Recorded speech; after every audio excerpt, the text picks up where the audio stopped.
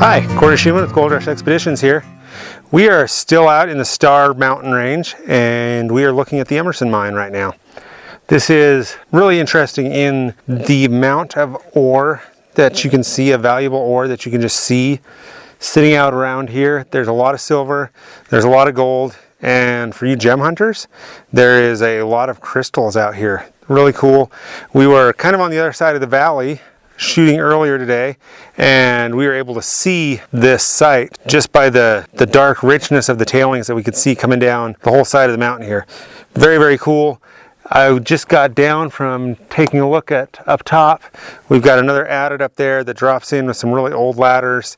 This mine was, similar to the rest of the district, 1850s, 1860s start, and continued on, probably up into the 1920s, 1930s, when things really got, pretty ugly out here and everybody kind of packed up, because in essence, you're in the high desert, and when you're in the height of depression and everybody's getting called to war, the last place you're probably going to be is out in the desert. But there's still a lot of good valuable ore that we're seeing out here.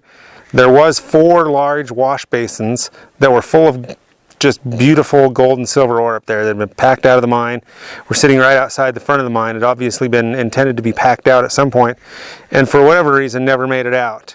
I've never seen it stacked, in buckets and ready to be taken off the side of the mountain. It was super cool. What we're going to do now is we're going to take a look inside this mine. If you can see behind me, you can see that there is a gate. This is a gate that you helped pay for. As you can also see, that's been cut. So something that might be a good idea, just going for maybe the BLM that wants to look at this, is maybe if you worked with the claimants that had a mine, then you could make sure that they had access to their mine and they would help you keep these closed if you're that concerned about them. That's going to do a couple of things. One, it's going to help you know that you've mitigated your issue, and 2, it's going to put the dollars on the claimant and not on the taxpayers. So anyway, this is already open. We're going to go take a quick peek. We've already got pictures of this from before it was reclaimed, so we're just going to kind of take a look at what it looks like now after it's been reclaimed. All right, so we're inside the Emerson mine here. This is the lower adit that actually works around and is going to go to where they're working the good rich ores out and shoots up into some nice little winzes up here. So kind of interesting. We're going to walk through. You can see, when you're looking, you can see this. What I'm doing right here, this is freaking suicidal. What I want to do is kill myself because these rocks are so loose they could come down at any time on my head. So I have to assume that, because otherwise they probably wouldn't have gated this, right? Because there's got to be some inherent danger that would be, I don't know. But somebody besides us has already made their way with the gate there, and it's wide open. Now, if you're the claimant that buys this mine, I would suggest probably working with what has been put here and put a gate system, put your lock on the inside. We can definitely help you out with that. And make it so that people aren't going to be coming into your mines, which is what you want, because your minerals you want to keep in here, they're yours. So let's go take a look though. As we come back here, just barely back here, watch out, there's a bat right there for you, Jess.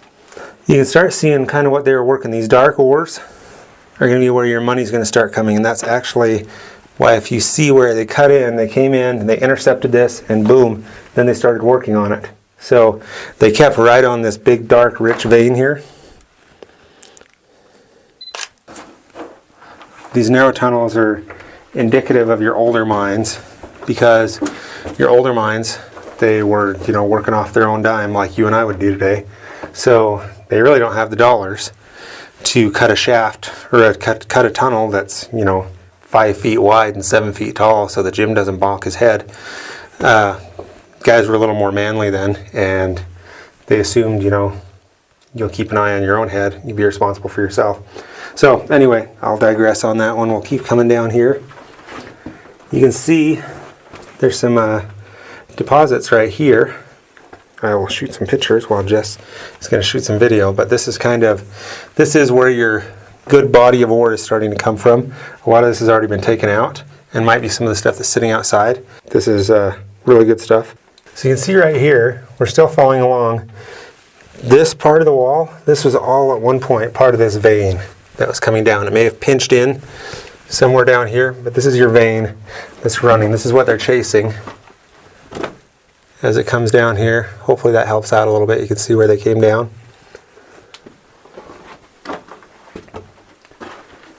I have a little scratch here that's pretty old.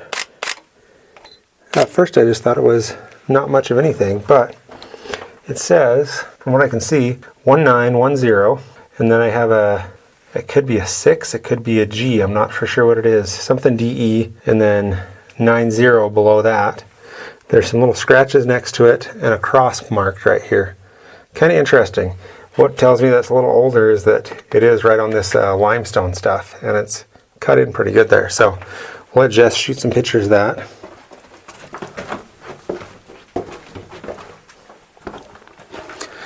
Before we get the hate mail, which occasionally we see because I don't have a helmet on, which I know is the first thing you're going to tell. We've already been through this a few times, been through this mine a few times. We're shooting right now and just taking the actual photographing and video to kind of show you what we've seen. We've already assessed that there's no real hanging things, nothing that's going to cause any issues. If by some chance there was an earthquake and the mine came down, if I had my helmet on, that would probably be the only piece that would stay relative, so that'd probably really suck because I'd be squashed, but my head would still be intact, so I'd be able to feel pain for a while before I died. So I'm just preempting that before somebody says, hey, how come you're not wearing a helmet in there? We've already been through here, we already know what it looks like, we already know where the dangers are. So what you're getting is your filming afterwards.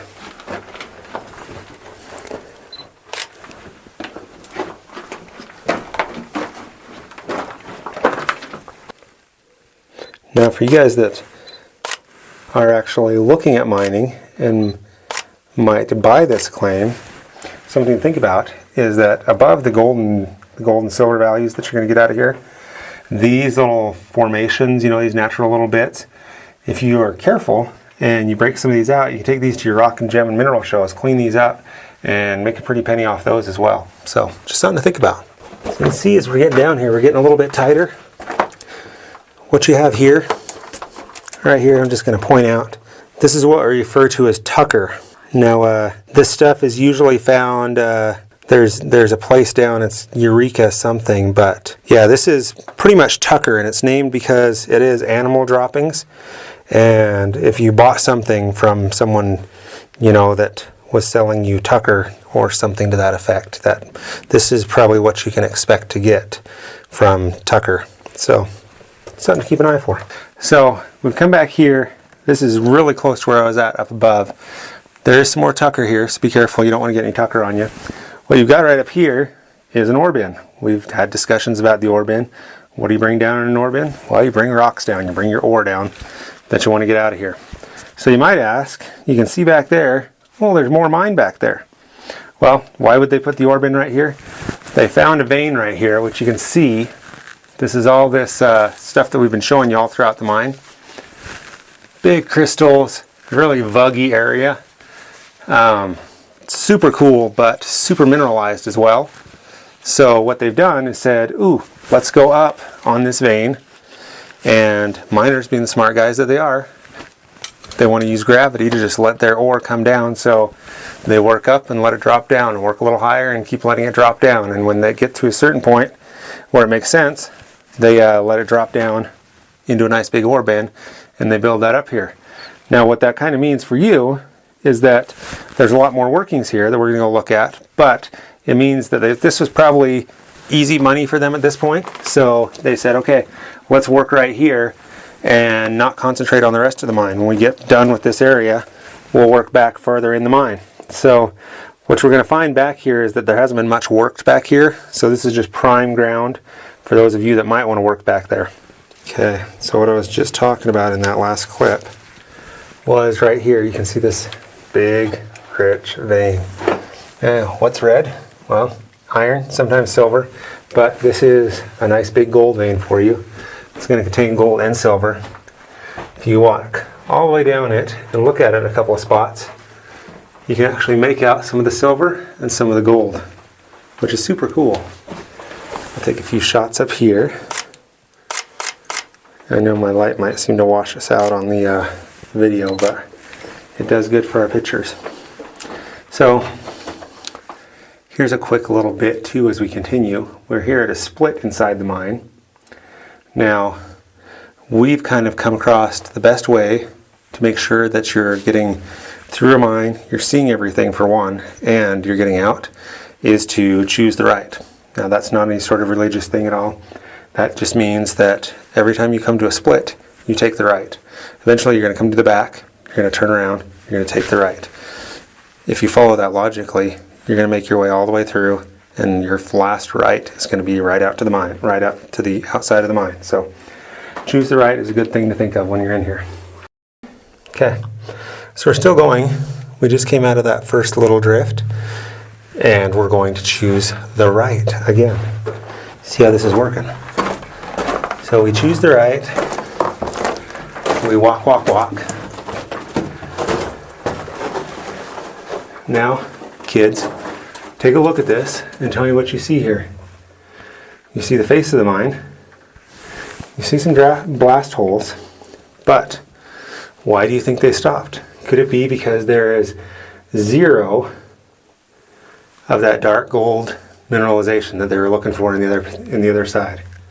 They may have followed something to start, but you can see nothing is here. It's completely pinched out, straight up just limestone, just nothing. So that's why you have a face here, because they probably said, all right, well, let's drill 40 feet and see if we hit anything. Boom, 40 feet. We ain't hit nothing other way. So we're going to turn around here, and when we get to the end of this, we're going to choose the right again. Okay, so we just chose the right, and amazingly, we're going to make our way out again. It's crazy how that works. So we'll be back on video once we're back through this, because you probably don't want to see what I look like when I crawl through that. So we've just been through the Emerson mine. This is a mine that you'll see up on our website for sale here soon. Claim is active under us, and it's a great spot for somebody to come out and take gold, silver, gems, minerals, whatever you're really liking. Like I said, I would suggest for our new claimant to do some modification to this gate and make your mine a little more secure. For Gold Rush Expeditions, I'm Corey Schumann, and we'll see you at the next site.